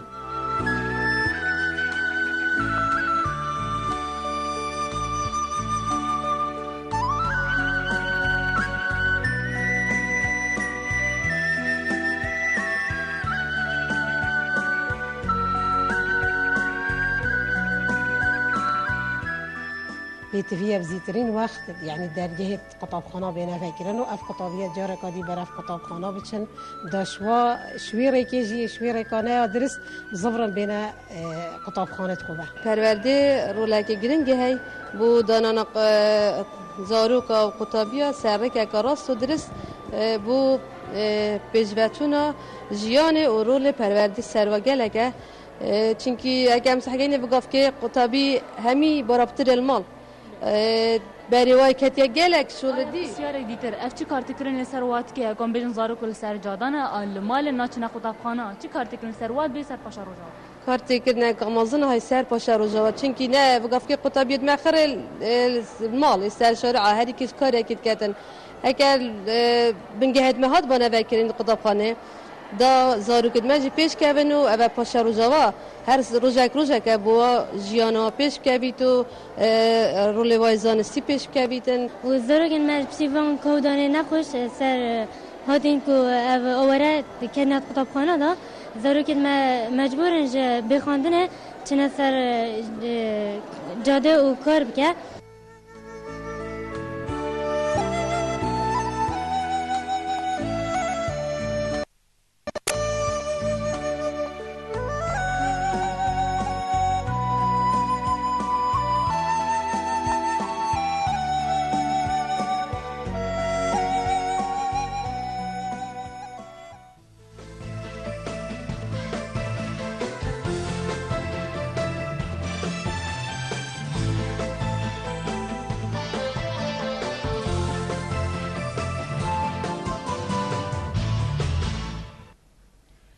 جینت نوا راپورت دا داخویا کرن کو بوچون و داخویانین چند مامستا و قطابیان جواد گرد کار پرورده چند رول خواه دم پرورده که زاروکی یانش بشین او وقت کو زارو وقت خود قطابخانه بورینیتن رول پرورده توی دمیدا چاوایه کود بوچونت مامستا جواسا داخویا کرن کو پیوست بزیترین دم قطابخانه بهنه بکرن دا کو اف قطابین هنجی بزیترین دم بچنه قطابخانه خو او وقت والال قطابخانه بورینن مفایج رول وکی بیشن پرورده ور بگیرن بله مامستا فایزا اگر جنابتا بریا راپورت بحث هر سه قناخن جی زاروکی که وقت تپرد بیتن ات قناخ اکید اگر آماجه بکن و قناخ اکید جی بیتن حتی که 60 سالی دا بحث جگر وی دمی دا رول دی بابا چیه سر پرورده کرنا زاروکی چه سر دریت کرد بکن چوانیا سر درکرنا دی بابان هر کسا کل دیف زانی ناخو زارو که خو پروردت کتن بله امچین بیجین کو گرنگترین خوناخ جیان زارو که ده او 6 ساله اگر تا بنمایه که باش دانا اتوان 6 ساله دا تزانی ده چوا ناما گهینیه زارو که خود ده چوا هکود بیجین توجیه که ریک نیشاده او بتا دست به کاجیاناوی کو ایدیل سرویر که هر بچیتن الشش هیوی دست بید کتن دم مروف دست بید کتن زارو دست بید کتن دی بابات کشته خو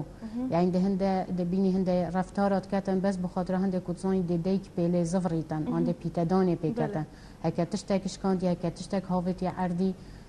زانی تنده چوا یعنی تگهشنا بچی که آن ذکا بچی که توی دمیدا گلک بهیزه حتی 6 سالیه یعنی ام تصورنا که این ذکا بچی که حتی چه راده یا بهیزه زانی تنده رو برد خو همیاب خوب مجیل کردن دم دی بابا زانی که ده الوی قناغه چوا سر دریت گل کتن ده زانی تن ده پاشا روژاوی جی ده چوا پریوت چیتن مثلا گرنگترین تشت و بسیطترین تشت هکو دیک دست خودان ده سر چاوت خو و تمثیل هندید کرد که ازاد کمه گیری و ده دست خوش ده او ده چی دست ویش چاوت ویوه کتن ده شنی پیکت کنی او ام دانی کو ام یاریا که پیکن بس هکر تو به راستی حقیقت ام دروه که نشاد دین الویر ام دست پیکن دروه نشاد بچی کی دین کاچاوا تو دل دفمن تمثیل که ایده تشتکی بدی بیت و دل پشت مرا شوله کادی بیتن گلک جارا عمر 3-4 سالیه ام دزارو خول سرهند را که این بیجین ام دفی تاقوین یعنی ام مشارکاویت که ام تلین ناف دیوانا خدا ام صحبتت که دهند بینی تبحثی تشتکی کر تبخو خو اتهام کر کو من خلاتیه کاکری پیش چاوت زارو خو او دمینی تندمین تتهش مشکوی دا اف دی باب اوت من هند مازن دانای سحکاف خلاتیه کری ام هزرنا که کو بلا زارو که کل دف مرنش بلا حتی بلا عبا و مجل بيت جوهويه المن اتزانيت ازت شد بيجن يعني والله ايدي مديره من هات هوجو تهاني بس من هو صار جابايدات رخصيت فيت نظام تشابو يعني زارو الويري دس بيت كاتن او تيا مازن او تبيني كودي بابن بيتشال بيش تشافا كيم بيتافا او تاثيرك نفسيه جالك مازن سر زارو كاتن ايش بلي هندك وهكر ام زيده بيتداني بزارو كيبكين ان زيده اهمال كان بله دم هندك جرا زيدت بيتا بزاروي بهتا كرنت قناخا 6 مانگی حتا کو شم بجين بري باخچه يانجي گل قناخا باخچه دا تو دمی داده چ پیدا بید اگر تو گلک بيتا بزارو کی بگی چوا سر دارید گل بهتا كرن دا کو زاروي کی باشه امل مدرسه بوين هكو ما مستعد مد قلتنا ما الزائد كان ناقص افجي نفسي تشتيه پرورده كرنا زارو کی دا زيده بيتا دان وكي اهماليه چونکی نتایج توشتیه کتهم بله یعنی دبر خدای هکر من زیده پیتا بزارو که خو کر حتاوی درجه من دللان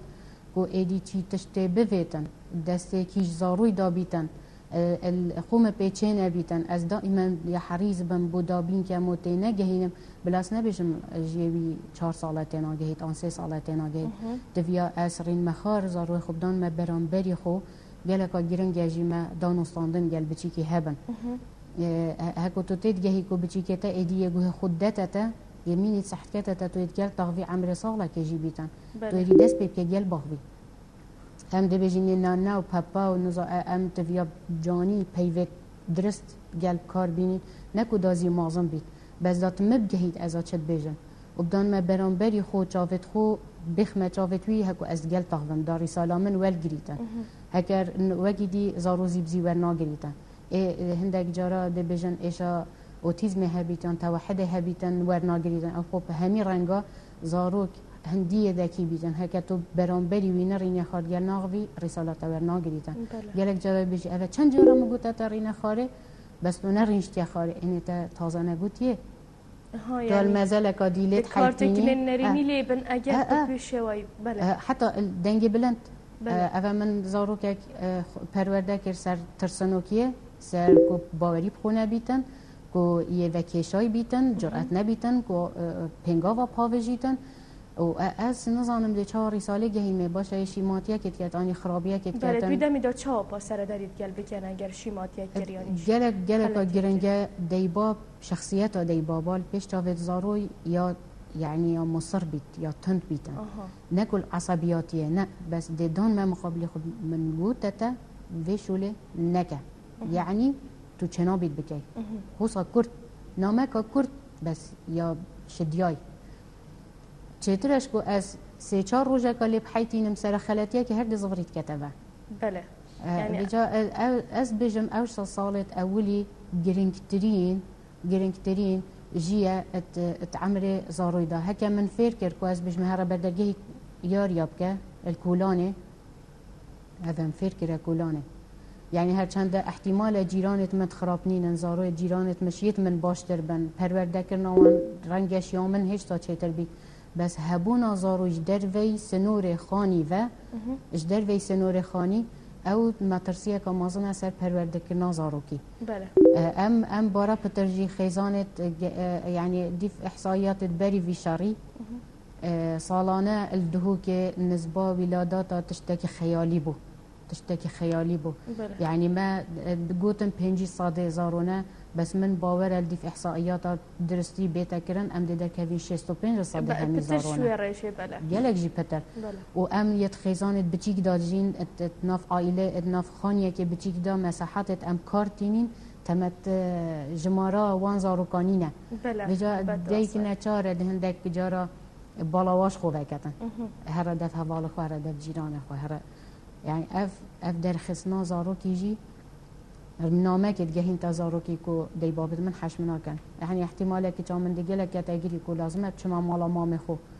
بس هکر من هیلال مالا مامه روژه که دوا او نامه نا گهته کو من دخازیاوه بنجه اینا دو نامه گهته کو من از حجه ناکم من پیتا پینه کریه بو من نخمه از ببینم نبینه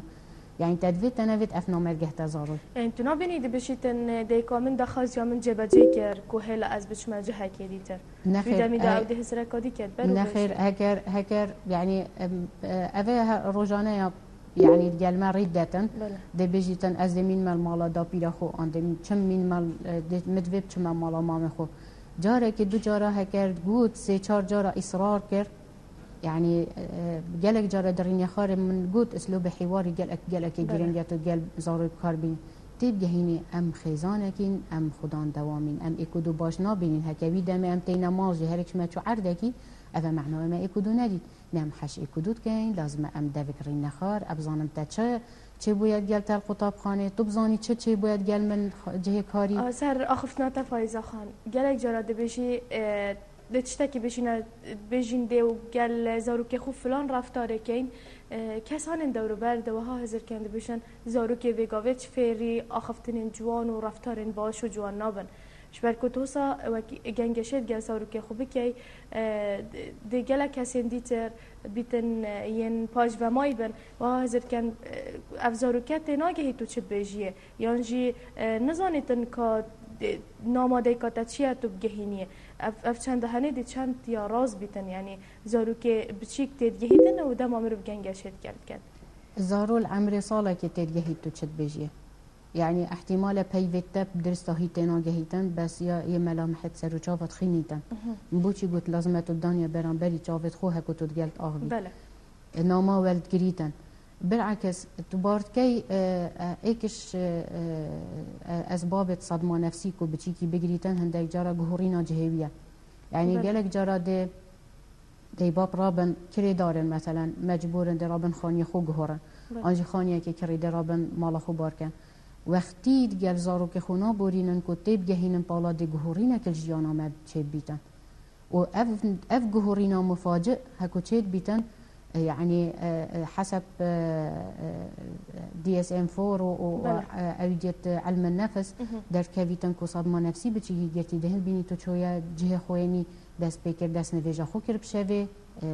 ميستاب خوفا دهن بيني رفتارت وهمي بنا عدوانية وعصبيات دهن بيني وكيشاي ما انجي دامايا دا امت كتاجري والديف داي كت كتاجري چونكي او جهج دست داي احتمالا ويخوشد فيا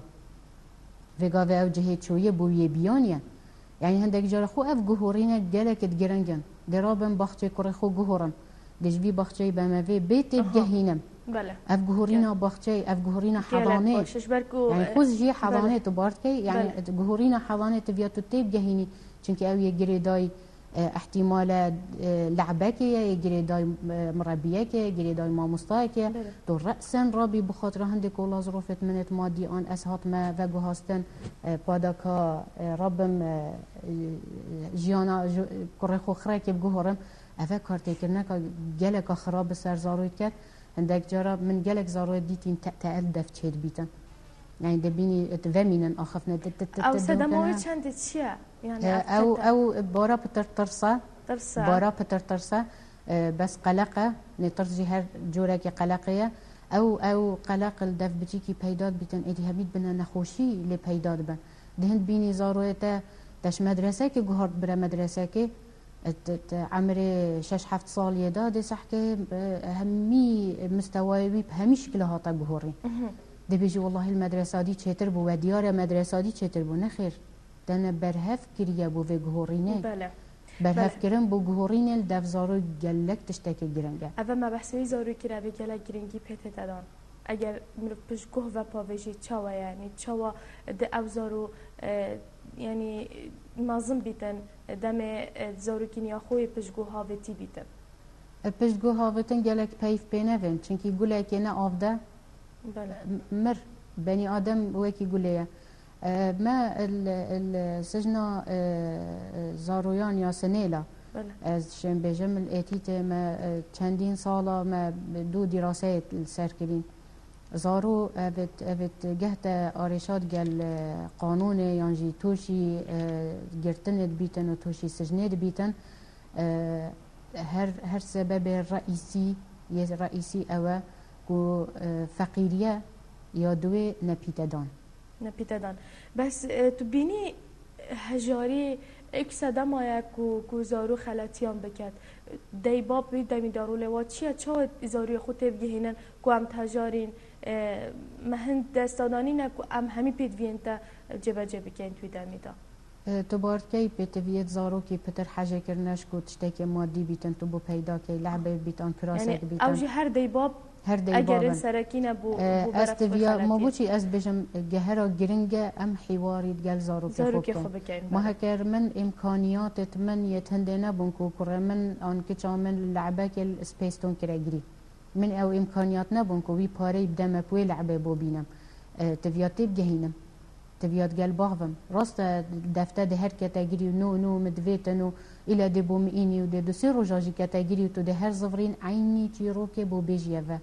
اسماء مستامة راتبة من هندايا بابته هندايا امي فلان تشتي فلاني مصرفي كاينو يعني دي بو شرح كي بلا عمري ويسي صالبا بلا 4 صالبا وزاروك دي تجهيت او زاروك نوكا كي ديشن زاروك بيغابي هميتشتا يعني هميتش دفنت اقدام داد شكو ما وهاي يعني ما وصاي فكري ما وصاي فكري تبخو تمام كده ما وصاي فكري ما وصاي فكري كوزاروكي هميتش تهبن من ادبجم پیش وقت گوتا جنابته هکر اس مليار دربم تبيا زاروك كي خو نفر كم چي تشتوي ويا تبيا بوبينم يعني مرف ديف دخاجه بي هميانا چيتن چونكي دگهت بوچي وگاوي دبجن والله الاوروبا همي تشت دابين كرينا بوچي عالم كآباد كريتن شرفاهيات زيده جي كآباد شيد بيتن شرفاهيات زيده يعني تشتش متكمنين بني ادم طبيعته ويا هو صانك ولازم دائما سروي يسر افراز بيتن من طموحك هي من ارمان جاكا هي من هيفيكا هي ازل ديفچم دا معنات جياناوي دا هبيتن دم زاروي اوج دز دا خلاص ده همامين تحكت دورو برد خوده كآبا بچي كي جريتا بكمان يعني اذا كارتكنا كزور خراب سر كسات يا زارو بله فايزه خنا اگر بحث قناخا باخچه بكين كاتوي دميدا ما مستارو لويتشي پرورده که نوی زارو کی داده ما قناخ باغچهش برکو گلکی سابایه و دید و قناخی دا دید که ویتش دیکو بابا ماوه که دا دی باب یعنی ما مستاد چوا خو دانن جهه دیکو بابا بو پرورده که نازارو کی خود بوده بیجم دیجین خان اویدی ما مستاید باغچه پیتوی خولانه بله نکو دوره بس وقت آخفتن و محاضره بو بیتا گوتن بلکو براكتيك بيتكرن بله براكتيك بيجني لعب الادوار بيجني رول بلاي كنتو وي ما مستايب كي زارو كنتو اف صال عمري 4 سال نشني توش دي بابت كو وقت ياي تو شو معناه كم جاره بله هر باخچا سحكه بسياره ما مستاركه دي بيشتا زارو كي 4 سالي بو من خوشترش يه 5 سالي نه چونکی زارو که به 4 سالی تعامل گلویا بزحمت تره نه خیر يه 5 سالی بزحمت تره بس يه 4 سالی من ویگا و بحثی هنده کرد که تدگهید اوه باخچه و لازمه اب چما باخچه بزلمه دی بابتوی دستی ویدگیرن بنا باخچه شعور اکید کد که دی بابت ماس نفیم هی سحکه اشکو دیر خستم و چوب دور مامستانه اوه که دور دی بابا راکتن بس دور خو راکت وک مامستا بس تیب گهید دوری ویچه افزارو که هاتا بر دست من يه 4 سالیه و ازو او اکدونان یاسین ما چه علاقتت گلک نینن امراب بین شیواکی نیشازارو کی بدم کو از حشتت کم اول تشت متو قبیل کری وک زاروک متو قبیل کری من چه اوی دی شکل سرتاین کو بنی آدمه که باشی و از حشتت کم وی نامه ده چه دو سه رفتاره که گهینته یعنی چه گرنجینه که چه پیچه که بدهتا برسینگه خود چونکی 4 سال یاش دیگه خو وقت یاش نیکا چه خرابی تداینه حتی هکه هندي دليتنا شتى هندي تو كاسة بيكو عندك بشري هي يعني زي حاج تعامل زارو كيناكت او مع الاسف جيت كان ما مستعد باخشا ابداها برسينجي خوتي بجهيني اس حشتت كم ومتو قبيل كري اس كاسة نيمة جبلي دي بابتا دي هما جيانات دا سحكين دك جرى من كتشاكا هي بنصاليا البخشي قالك شولا هكا مدفيت اس قناعت بوي تشيكم دي بيش بازي چم بيش ماما مستاخو يعني ما مستوى هند جهه بخول دفتشي كري خود جه راضي بيتا هند جهه بخول دفتشي كري هكو از دي قومي ما چند حشمت كتن هكو از ان بابي و ام اكش ما اخفنا كي بيش دي باز بيش ما مستاخو كراست انه بله يعني چند از بدعات كم كيف بيتن ان شاء الله خودش راضي بيت والله تو الدوري خو تيجهشتي وك ما مستوى بخچه بله بله قال اكا جرنجه قناخا قطابخانه دا جیه ایشون بجین قناخا اکی سرطای حتی کششه سرطای اویجی ما مستای پیشتر ولکی گلکی برچاف هبیتن پرورده کنه دا رفتار کنه دا قلبی قطابی هنه حتی کو ایشون بجین قطابخانه یان او زارو قطابخانه مالاخو یا دویب دانیتن بتبجم اویدی في مرحله دا زاروک شعور استقلاليتها كت خاصة هكا 2 سال پیش وقت شو بتا باخچي بله دمت جهتا قطابخانه او بخوت جهيت وعياويا جهشت يا درجه بجهيتن كو اس جهشت ما مرحله کا ماستر مسؤوليتها کا ماستر ادي هكو دست بيت كاتن جهتا مرحله ما مستات فياي برهف بيت كو از استقبال بتيكا كذكي كم يتجهشتي بشخصيات بله ما مستاخ حاضر كات بهنده نا والله بينتن رنج المال دي بابا مشكلات هين رنج المال جو مال عائله مشكله که هي دستي دي بابا ننشي اينا چاركن کارت کرنه که خرابا سرزارو که کری پیچکی حرکت کتن پیچکی زیدت آخ بیتن یه حوال خود اشینتن همی دمی داد چواد دی رفتن هکر من ششه ابتدائي دست بکر وک ما مستا من دائم نقدا بچیکی کر نقدا مستمر والپیش حوالتوی ری نخار راوسته به دو بوت کی و بنافچاوت گره اوه من جیان آزارو کی اشویر حتی ششه اعدادیه هکر چو او هکر چو من حطماند چونکی تبیا استیب گهم کو افزارو کنش قستاوت کتن چه زارو کنین حست کن کو دائم نقد لبیتا کرن بارد کی یعنی وکی مازنا کسک های حست کتن دائم تو نقد لبکی زارو هیچ حساس تره حسنا کت دائم نقد لبیتا کرن بس تیب گهم اوه بو چود کته هنه نه رول ما مستاینه بس اوه فیر کرنه یعنی من مقارنه که ناف بین ما مستای ویری و ما مستای اروپا کر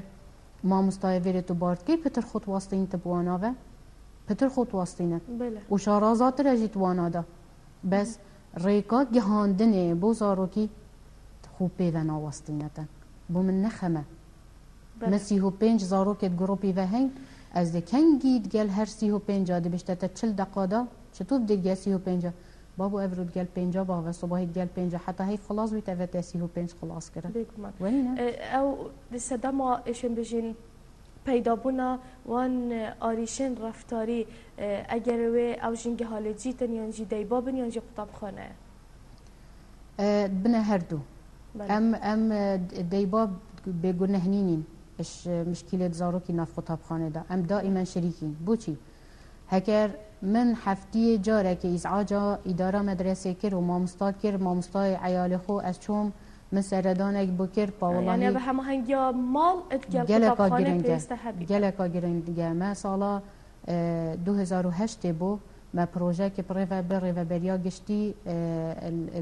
پشتوانیا بالیوسخانه امریکی ما پریو بر گل 16 قطاب خانه دهوکه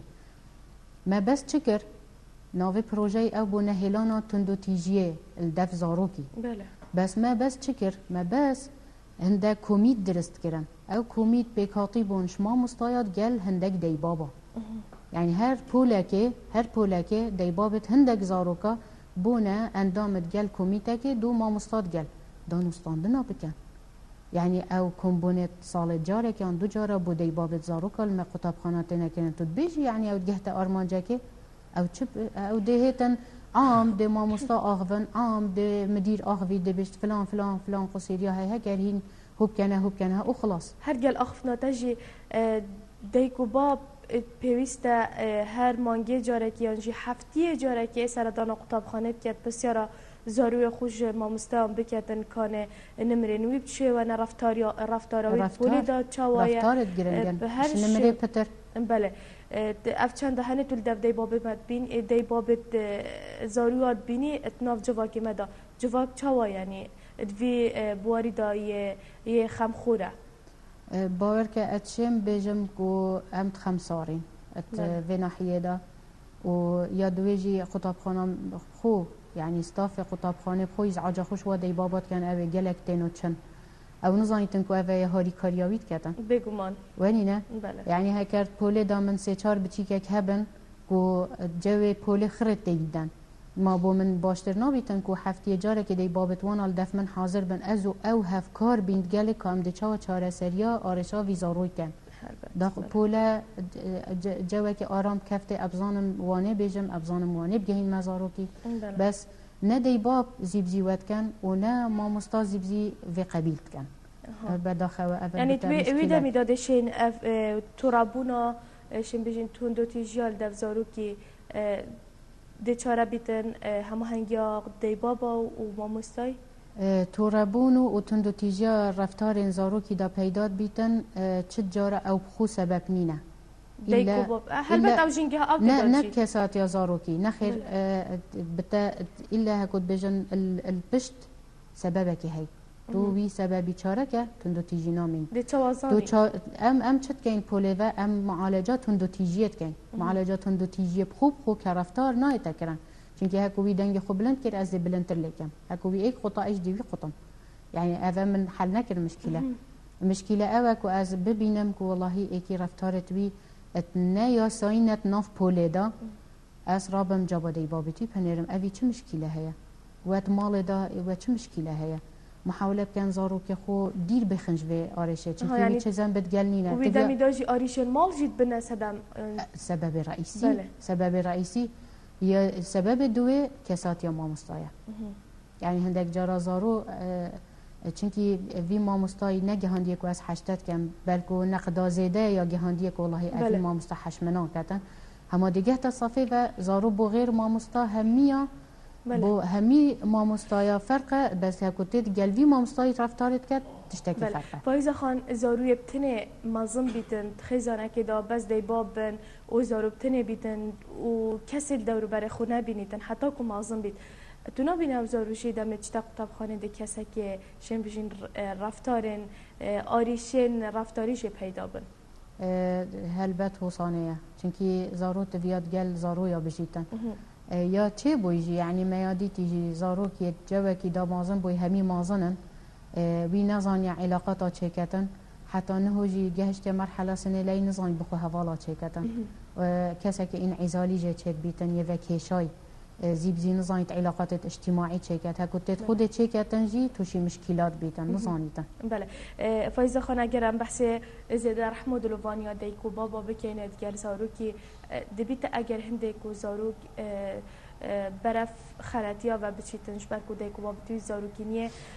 هر خلطیا که کر بیت یه لبوری یا لبوری و برابر هندش زاروکی لبورین جدیک بابا نخواستیه و اگر دیکو بابا خلطید گر زاروکی کر بیت لبورین جه نخواستیه توی دمیدا افرح مدلوانی ال دیکو بابا دبیت اگر هندیکو زاروک برف خلطیا و بچیتن. والله دیجین خان گلک جاره بو مسئلات هاتن خودان آرشن رفتاری یعنی اکود بجن بد رفتاری استرابات سلوکی که هنده پنگا و دو ماهیه اکود دیگه تا پلیسه اف چنده هنه دل دیف چی دی سحکایه که یه فیر بو یه هنده دل لاندنه ام بشین بجین دل لاندنه یعنی چه ویایه بو اینایو چه کریاجی کسی اکود بجن تعنیبک یانجی سرنج را کشانک بو نشانه دایا هشیار کرنک بو نکر یا بالا اف رفتارات کر یا خلط بو چونکه از گلک حج زارو که خود که ملاحظه لوینا هلم مسئله اولینه السويت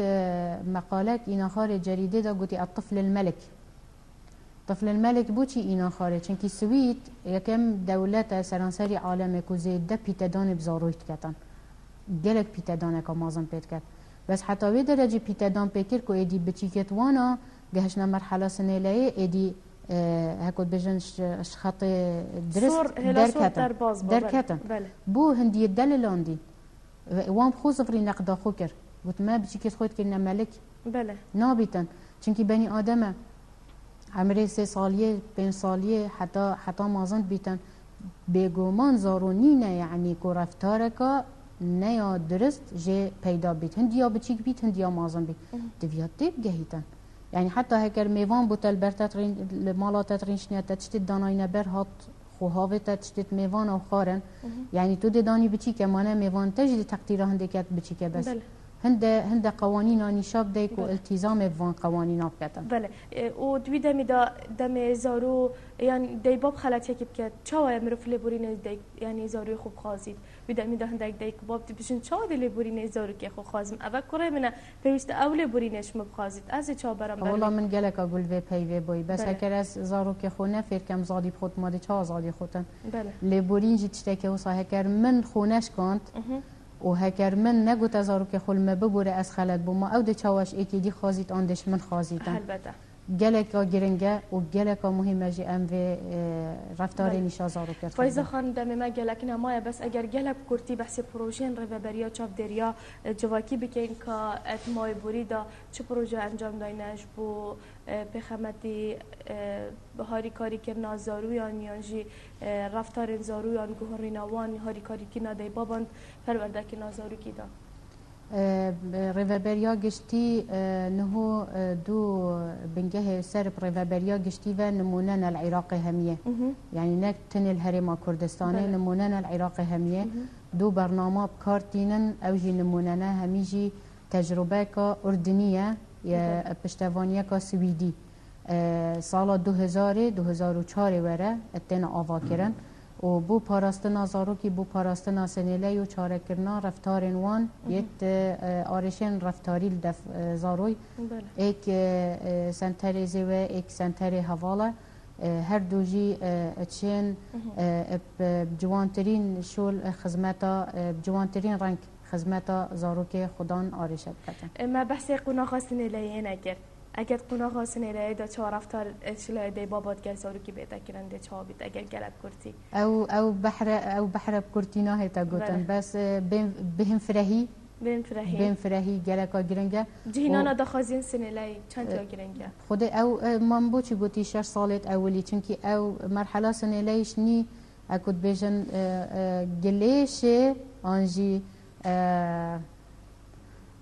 برمای که تربیت 12 ساله الوری دست پید کتن دیارت کتل زاروکی بجات ویم 12 ساله خوب واستینین دال سنیلهی هم چک بینا خوب بدن چونکه او خویا بزحمت او مرحله گلک بزحمت قناخ سنیلهی دا پتر بارگیرانیت که بیت سر مرنده کو بابا شبرکو سنیله گلک هستیاره قناخ که هستیار دا در باز بیتن توی دمی دال پیویست چاف دریا دی بابا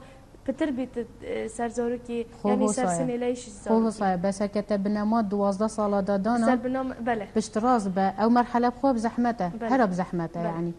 بس ضغطاوي هكا 12 سال درست بو بنما بكمان ضغطاوي كيمترا اش هكرتا 12 سال خو بينا واسطه فايزا خان من فيا بترش دوسته دمج مردی الدیوانات با ما افرون کردن کو جنابت درباره پروردگی نازاروکی لی وقت ما گلکسی در باز بو و ما حستیر جی که چوا زیادتر بحث پروردگی نازاروکی بکن لی هر چوا بیتن زور سپاس بو ما مصطفی ز عبدالواحد علی و کولر چوا کی به خوش بون سپاس بو بارون کردن سپاس بو جنابت بینر خوشتوید ما بوری دادگل هوا دابون آواهی کمپانیا چارسین درباره چوانی سردری کردن گل زاروکی و پرورده ناوی و قناغن زاروک جی خدا در باز بیتن که چوا دیباب و قطبخانه رفتار گل وی زاروکی بکن حتی که زاروی که باش و سخلم جای درست بیتن دوه گرین دف آورخانه و یامایش برنامه دمک شاد و روژک خوش به هوا زۆر سپاس دێژین زۆر سپاس بۆ خۆتان و بۆ میوانەکەتان و بۆ سەرجەم هاوکارانمان لە ستودیۆی بەیانی باش لە دوهۆک. بەڵێ ئازیزان درێژە بە پرۆگرامی بەیانی باش دەدەین ئێستاش پێکەوە راپۆرتێک دەبینین سەبارەت بە دیزاینکردنی میوە. زۆر لە خانمان گرنگی زۆر بە دیزایانی سفرە و کاتی نان خواردنیان دەدەن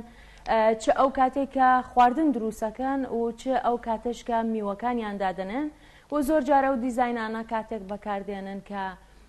وەکو بڵێن ساڵ ڕۆژی لە دایکبوونی مناڵەکانیانە بێت یا خۆت کاتی دەستگیرانداری دوو کەس و هەندێک کەسیشەیە هەر بۆ خۆی ئارەزوویەوە ئەخوازێت کە مێزی سفرەکەی یاخۆت مێزی میوەکەی کاتێک کە میوانی دێت زۆر بە جوانی بڕازێنێتەوە سەرنجی میوانەکان بۆ لای خۆی ڕابکێشێت. دیارە ئەمە هەموو خانمێک ئەم هۆنەرەی نییە بەڵکو هەندێک خانم هەن کە بە تایبەتی ئارەزووی ئەوە دەخوازن کە لەو بوارەدا پێشکەون و شتی جوانتر و دیزایانی جوانتر بۆ میوەکان پیشان بدەن. خانمانیش دەتوانن سوود لەم پرۆگرامە یاخود لەم راپۆرتە وەربگرن کە باس لە چۆنیەتی دیزاین یاخود دروستکردنی میوە دەکەن بە دیزایانی جۆرا و جۆر با پێکەوە ببینین.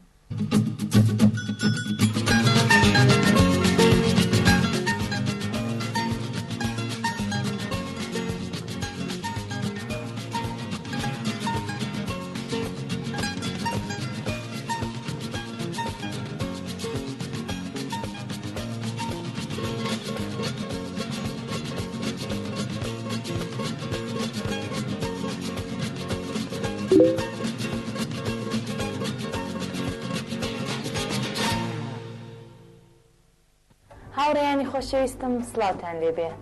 ئەمڕۆ کەش بە بەرنامەیەکی دیکە و دیزاینێکی دیکە میوانی ماڵەکانتانی لەگەڵمان بن با بزانین چیمان بۆ ئامادە کردوون.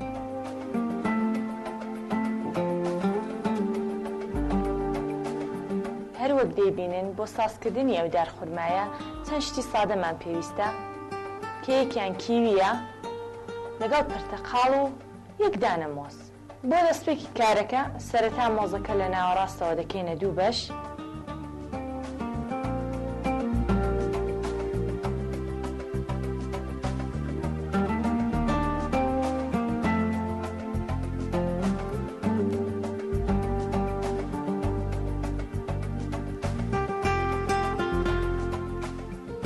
چونکە مۆز زۆر ناسکە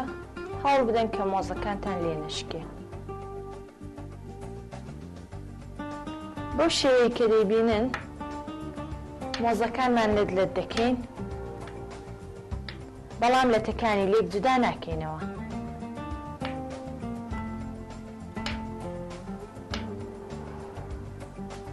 مۆزەکەی کەشمان هەر بەو شێوەیە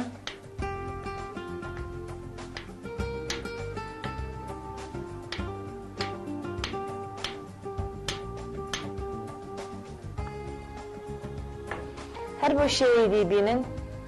مۆزەکان لەت دەکەین بەڵام لە تەکانیان لێک جودا ناکەینەوە. کاری مۆزەکەمان تەواو بوو. ئێستا دانانی پرتەقاڵەکانمان دەست پێ دەکەین.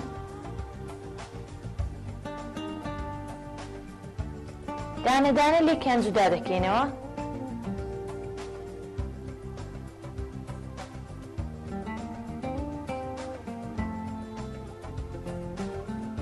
بۆی دیزاینەکەمان جوانتر بێت.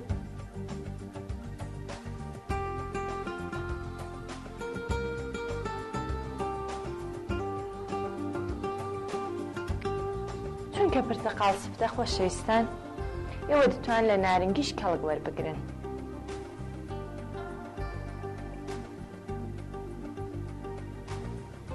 بەو شێوەیە کە پرتەقاڵەکانمان دانەدانە کرد، ئەو جادێن دێچنین.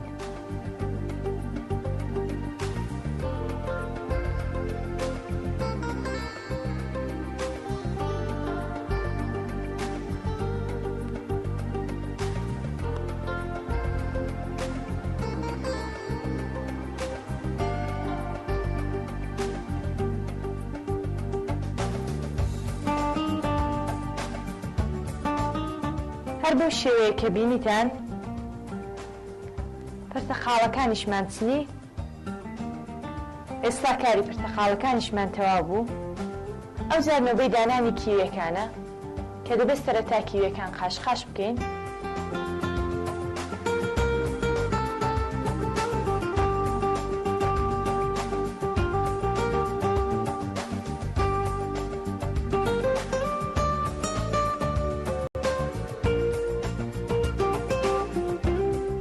بۆ شێوەیە قاشقاشیان دەکەین تا قاشەکان باریکتر بن، جوانتر ڕاوە دەستن.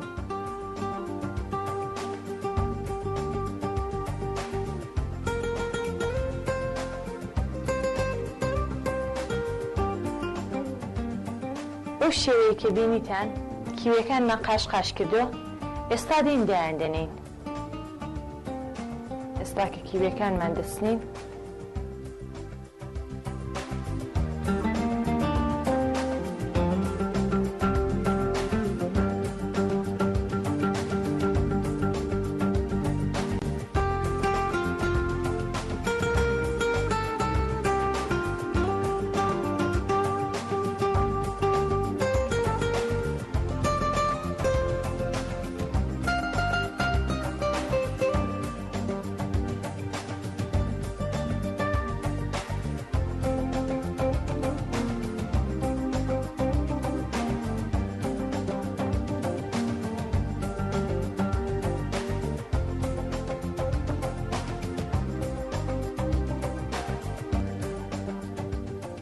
ئەوەی دیکەشیان هەر بەو شێوەیە دەچنین.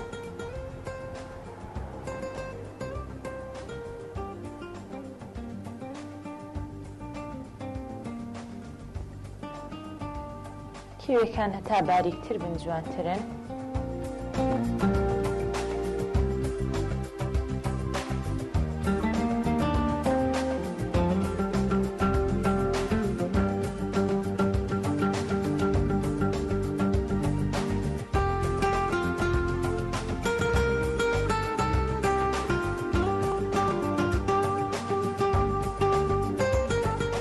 خۆشەویستان، هەروەک بینیتان دارخورماکەمان تەواو بوو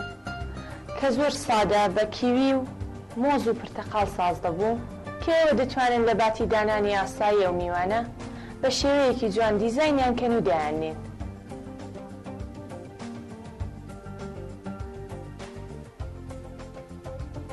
هەر بەو شێوەیەش گەیشتینە کۆتایی بەرنامەی ئەوڕۆکەمان. هیوادارم بەدڵتان بوو بێ و کەڵکی پێویستی لێ وەربگرن و جوانتر سفرەکانتان بڕازێننەوە تا بە یەکگەیشتنەوەیەکی دیکە ماڵاوە. زۆر سپاس بۆ ئەو خاتونە و بۆ هونەرەکەی کە بەڕاستی کارێکی زۆر جوانی کرده بوو. دەستەکانی خۆش بێ زۆر جار ئەو جۆرە دیزاینانە هەر ئیشتیای ئینسان دەکەنەوە کە